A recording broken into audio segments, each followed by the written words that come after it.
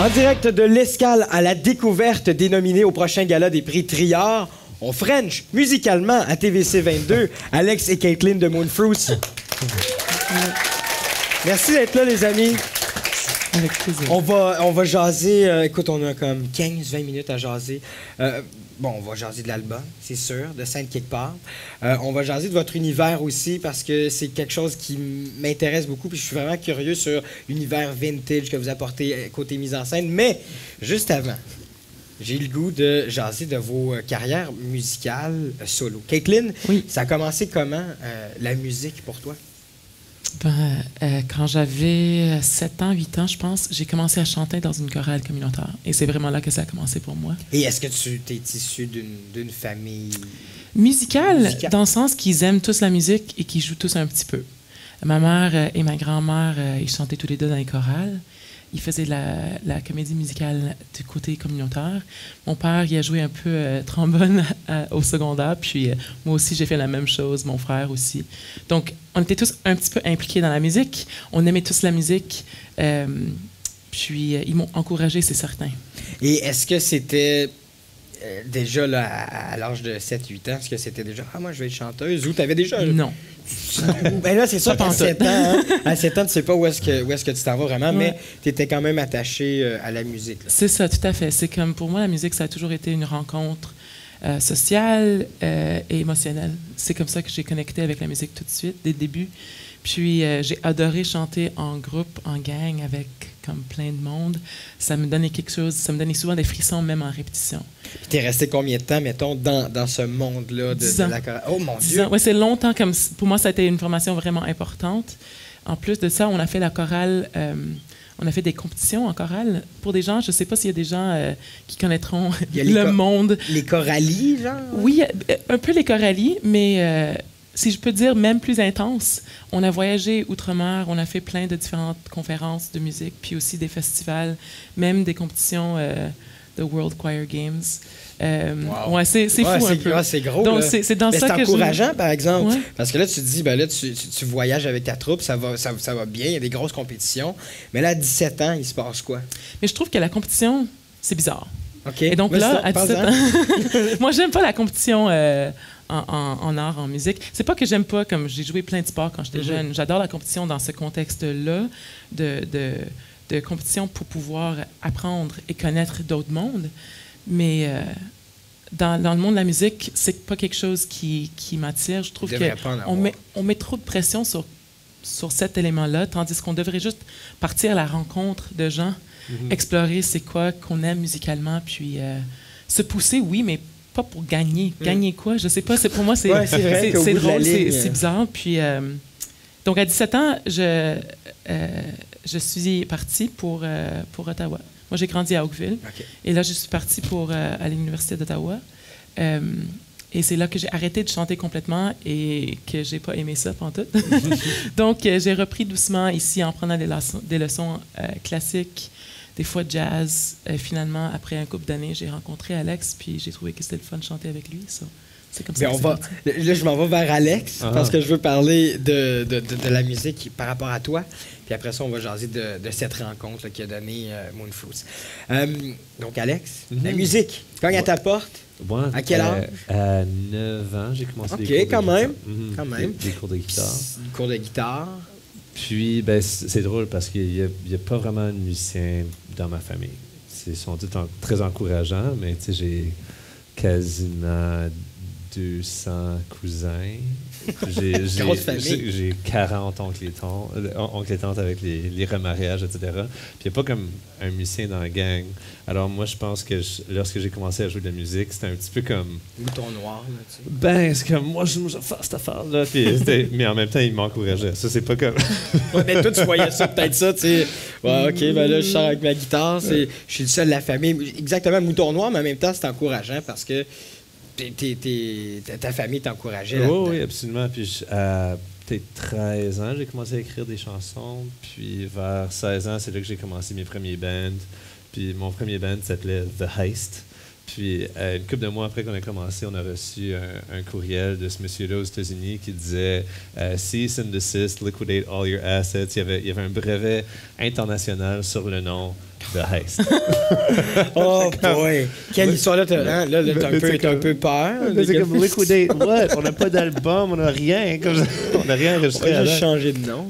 Mais ça a commencé un cycle de changement de nom. Puis, à chaque fois qu'il y avait un nouveau musicien qui partait ou qui se rajoutait au groupe, le nom il changeait.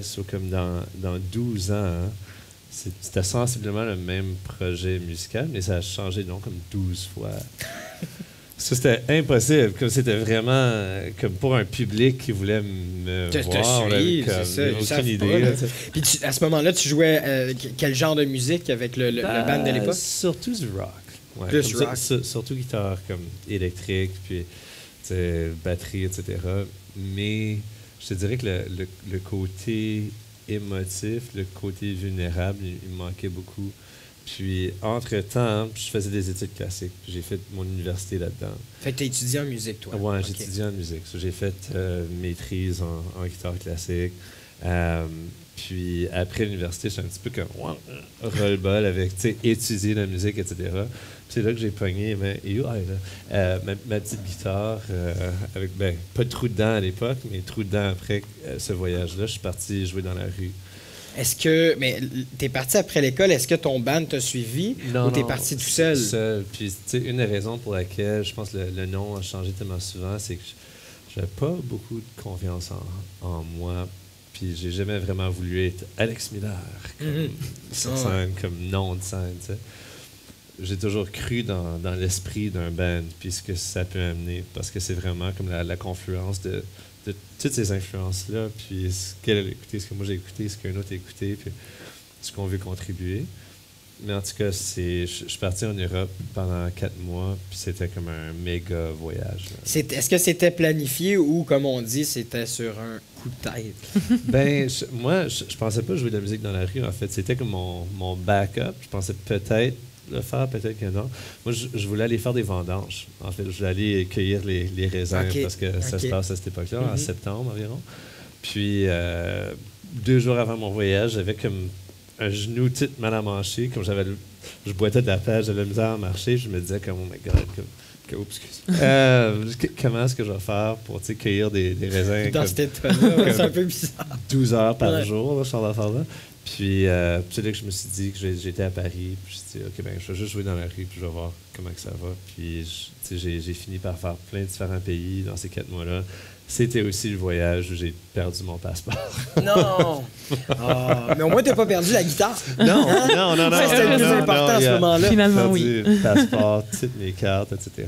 Puis, en tout cas, ça, c'était toute une aventure. Puis, lorsque je suis revenu à la maison, moi et Kate, on s'était rencontrés avant le voyage. Puis, on avait comme jammé un petit peu ensemble. Puis, je pense que c'est lorsque je suis revenu qu'il y a un de nos amis, Don, qui nous a invités comme à un party. C'était vraiment un setup. C'était clair. Absolument. C'était juste un souper à 4. Ouais, c'était lui, sa copine à l'époque, puis nous deux, un double rencard. Ouais, c'est ça. Fait que c'était arrangé. Fait que là, toi, t'as fait la musique en Europe. J'imagine que tu as appris de tes propres expériences, malgré que tu as étudié aussi la musique. Ces 4 mois-là, ça a quasiment valu toutes les années. Ça a été ta pratique, ça a été ton stage? Ouais, parce que je veux dire, je jouais comme 8-10 heures par jour. Je veux dire, comme j'ai carrément passé un trou à travers ma guitare, à force de jouer. Puis j'ai aussi appris comme un nouveau style complètement parce que avant, c'était comme du rock, influence classique, whatever. Puis là, c'est comme, OK, t'es dans la rue. Qu'est-ce qu'on fait, là? Il y a du trafic, il y a des gens qui marchent à côté de toi. Il y a d'autres buskers qui ont comme des systèmes d'amplification. Ou qui vendent des hot dogs puis qui ont des systèmes de son. Wow. Tu comprends ce monde-là, le rendu là, après 4 mois. Ouais, ben c'est ça, il faut t'y débrouiller.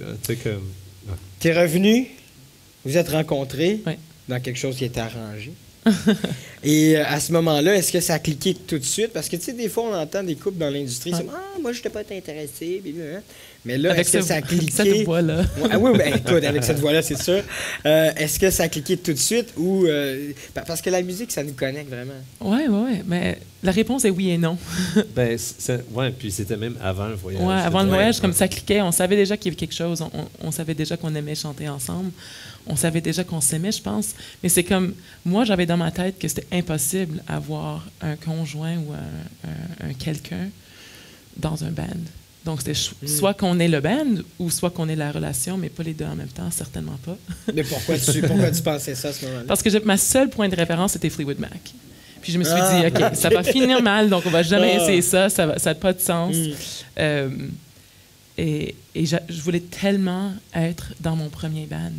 Parce que j'avais jamais été dans un band avant. J'avais chanté avec des gens, oui, mais pas dans ce contexte-là, pas en écrivant sa propre musique, pas en faisant des petits spectacles pour des gens. Donc, je me suis dit, il faut essayer ça. Si je le fais pas, je vais le regretter. Ouais, donc, j'ai mis ça comme... Une petite voix qui dit... Oui, une petite voix dans ma tête. Puis peut-être dans mes gestes, ça se démontrait parce qu'Alex était comme, « Hey, qu'est-ce qui se passe? » Parce que tu montrais ton intérêt de... Dans un sens, mais dans un autre, je gardais un certain distance, je pense, surtout avant qu'il est parti en Europe. En tout cas, sitôt qu'il était revenu, c'était clair que tous les deux allaient partir en même temps. Si vous finissiez pas amoureux, vous finissiez ensemble dans un band, c'était certain. Ouais, mais en tout cas, c'était vraiment les deux en C'était même temps. une période assez awkward, difficile à gérer émotionnellement, puis... Ouais, mais bon, on est arrivé. Et comment ben, on va sauter cette étape bizarre-là. Puis comment c'est devenu Moonfruits finalement? Moonfruits, le mot même, c'est un mot que Kate a inventé quand il était tout petit. C'était son mot pour décrire des champignons. Oui, c'est vrai. Parce que ça pousse de la lueur de la lune. Oh, mon Dieu! Ouais. OK, on va loin. Ouais. C'est beau, ça. Moi, j'ai passé beaucoup de temps seul, comme enfant, dans ma chambre, à inventer des mots. Fait que c'est pas bizarre pour moi. Non, c'est ça. Mais c'est pour les gens qui peuvent écouter, ils sont comme « Ah, mais c'est pas fou. » Au moins, c'est pas sorti de n'importe où. Mais le projet, finalement, c'est ça. Peut-être pas le nom, mais le projet Moonfruits, est-ce que vous êtes assis, OK, on se fait une rencontre, on crée ce band-là, ou c'est venu naturellement, j'ai l'impression? Non, c'est très naturellement. Tout à fait naturellement. Ouais. Je dirais que c'était très organique comme processus. On a commencé à chanter ensemble. Alex, il y avait déjà des compos originaux qu'il avait fait avant et pendant le voyage en Europe. Donc, on a commencé à aller travailler ensemble et c'est comme ça que vraiment le projet comme tel avait commencé. Puis, on avait tellement du plaisir à le faire qu'il nous semblait normal et naturel de continuer. Puis, ouais, c'est ça. On est fiers d'où on est rendu en 5 ans. Mais comment, tu sais, par exemple, s'il y a des gens dans la pièce qui, à 14, 15, 16 ans ou à la maison, peu importe, 20, 25 ans, 30 ans peut-être, veulent partir un band, comment l'essor, comment le feu a pogné dans Moonfruits pour que là, vous ayez...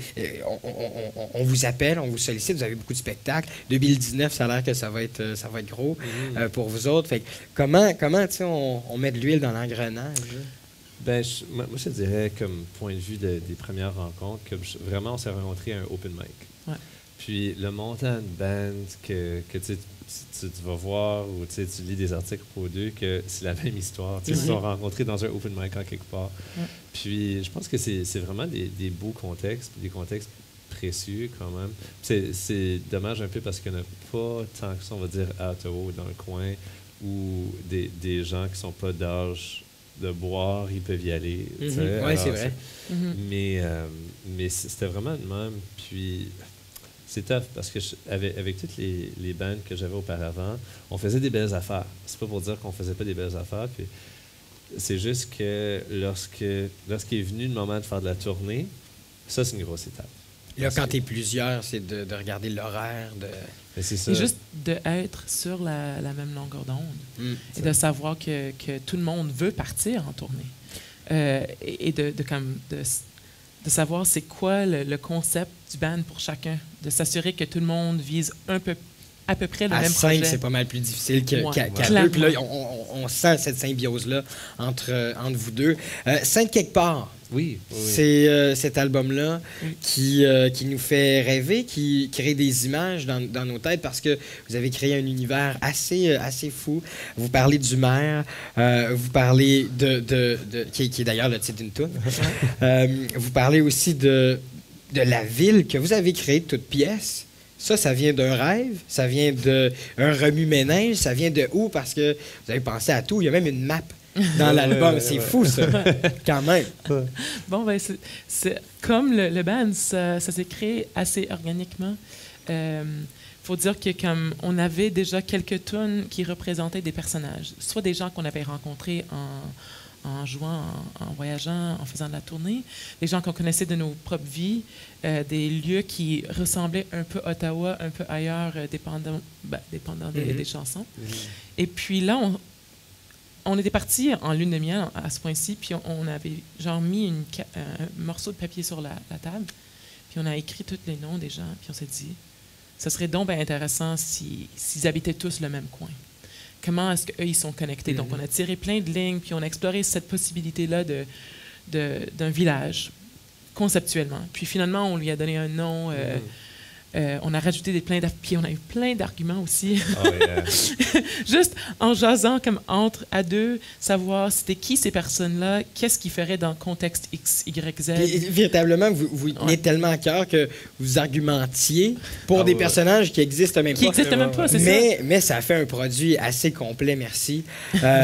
Non, sérieusement, c'est très, très bon. Puis votre univers aussi sur scène reflète un peu ce que Sainte-Quelque-Part pourrait avoir l'air avec l'allure un peu vintage, la guitare avec le trot. Est-ce que ça encore là, c'était voulu ou c'est simplement vos personnes intègres qui ont amené ça à la mise en scène? Oui, je pense que ça reflète un peu nous. On s'était dit, au début, on avait des gros rideaux de scène qu'on trimballait partout. Puis c'était les parents, justement, Alex, qui les avaient fait pour nous et on est vraiment reconnaissants parce qu'ils sont très capables dans différents domaines. Mais on trouvait que c'était trop de les installer pour chaque prestation, puis des fois, ils ont tombé, fait que c'était comme un peu... on a eu des problèmes avec. On s'était dit que ça serait le fun de créer ce même vibe, feeling, mood sur scène, avec quelque chose qui était beaucoup plus simple. Donc, on avait choisi la bûche puis la lampe parce que ça évoque le salon, le foyer. Ben, puis c'est chaleureux, c'est très chaleureux, ça nous sort un peu de spectacle. Mesdames et messieurs, tu sais, ça nous sort un peu de ça, puis ça nous met dans votre univers de Sainte-Quelque-Part. Les amis, c'est tout le temps qu'on a. Mais on s'en va vers les questions du public. Alors, on s'arrête quelques petites secondes. Questions du public au retour, tout ça en direct de l'école L'Escale.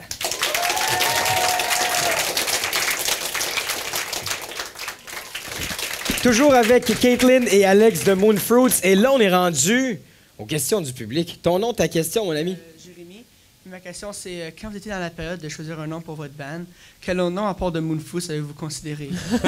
Aucun. Ben non, c'est pas vrai. Ah, c'est pas vrai? Il y avait Daphné. Daphné. Ah, c'est pour ça que j'ai dit aucun, parce que j'ai pas du tout aimé Daphné. Pourquoi Daphné? C'est exactement ma question. Parce qu'on regardait Some Like It Hot. Puis, Ah, c'est vrai. Ouais. Ouais. Daphné, en tout cas. Mais finalement, Moonfruits a gagné. Moonfruits, c'est un bon choix. T'es d'accord avec ça? Yes. Une autre question du public. Ton nom, ta question? Salut, je m'appelle Drema. Ma question, c'est quelle est votre partie préférée de votre carrière? Ouh, la partie qui s'en vient. Ouais, jouer des shows. C'est... Beaucoup de shows qui s'en viennent en 2019. Oui, beaucoup. On va tourner pas mal sur l'ensemble du Canada. Puis ça va être notre première fois aux États-Unis, puis en Europe aussi. Super. Mais, ouais, À deux, parce que toi, t'es allé en Europe.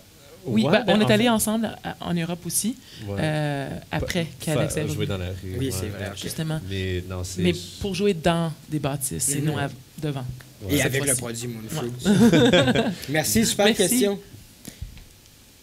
Ton nom, ta question, mon ami? Moi, c'est Marco. La question que j'avais, c'était c'est quelle la tune que vous avez préféré écrire? Oh boy. La toune. La toune. Dur à dire, ouais. Écrire, mais écrire et pas chanter. Ça, c'est difficile. On les aime tous. Mais je pense, pour écrire, pour moi, c'est certainement Les Marins. Ouais. Jusqu'à présent.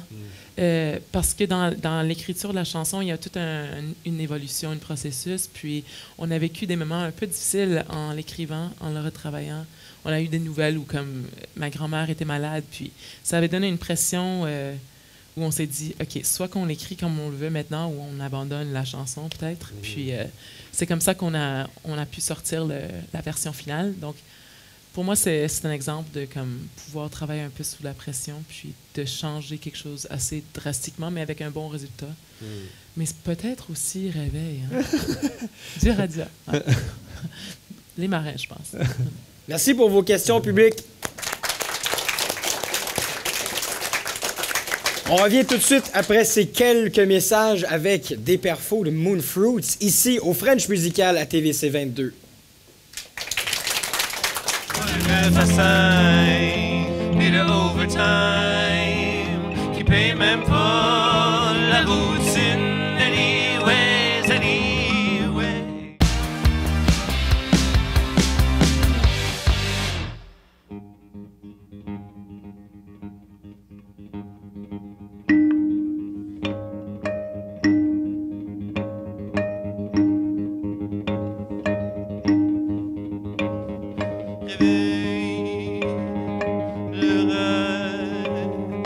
Les abeilles butinent le fer.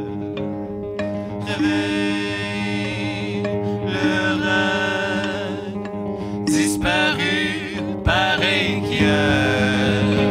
Mais pas le 9 à 5, ni le overtime, qui paye même pas la routine. Anyways,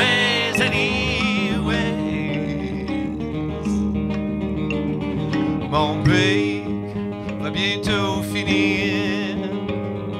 15 minutes, ça part dans le temps de le dire.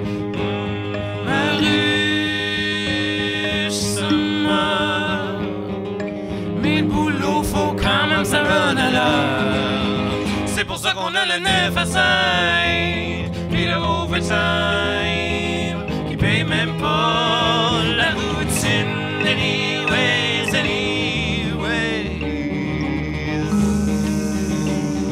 qu'on bâtisse la bâtisse ou non, on a besoin d'aide. Qu'on bâtisse l'édifice ou non, on a besoin d'aide.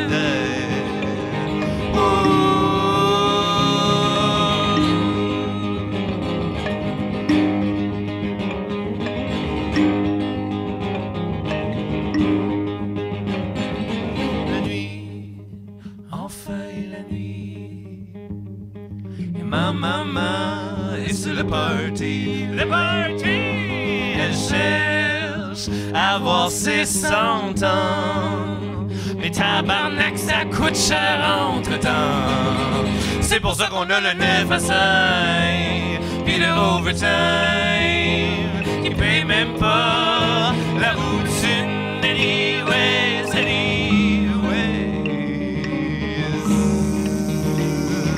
qu'on bâtisse la bâtisse ou non, on a besoin d'aide.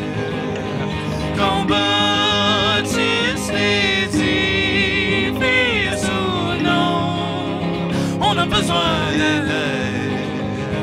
Oh, on a besoin d'aide.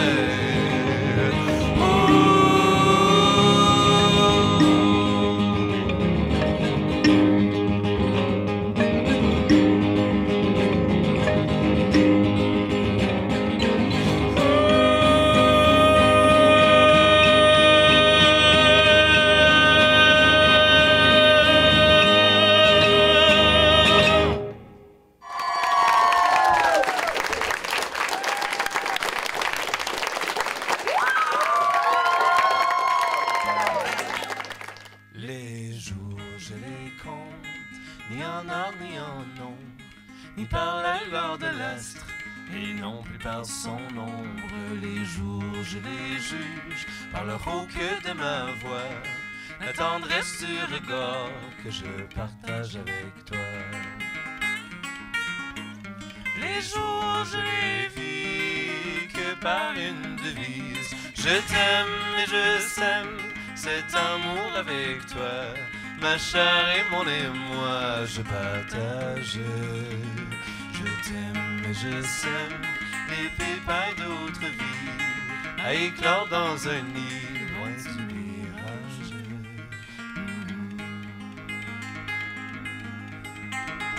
Les soirs, je les pèse, ni en crépuscule, ni en lampadaire qui se balade dans la brume.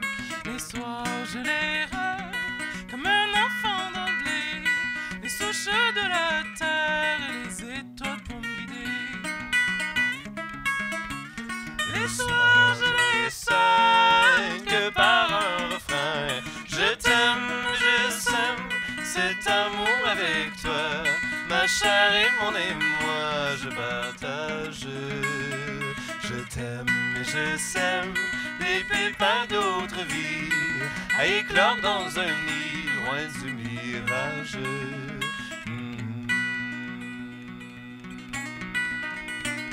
Les jours se planent comme une pluie sur le toit.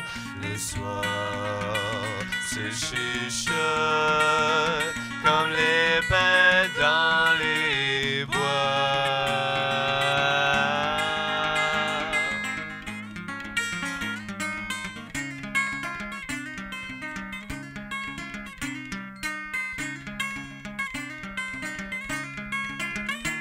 Je t'aime et je sème cet amour avec toi. Ma chair et mon émoi, je partage. Je t'aime et je sème les pépins d'autres vies à éclore dans un nid loin du mirage.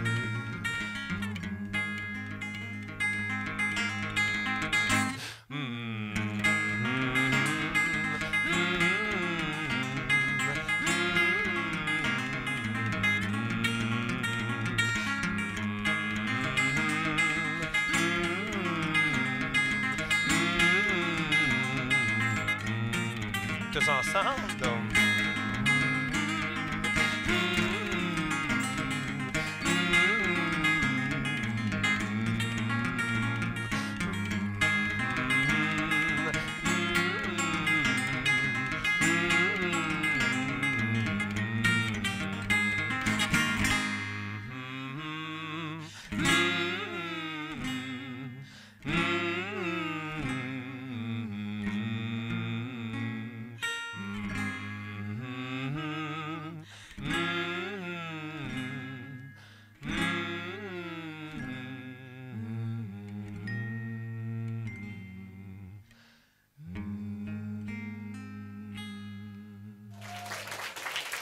Caitlin et Alex de Moonfruits, merci à vous, public, d'avoir été là. Et nous, on se dit un bon French musical la semaine prochaine à TVC 22.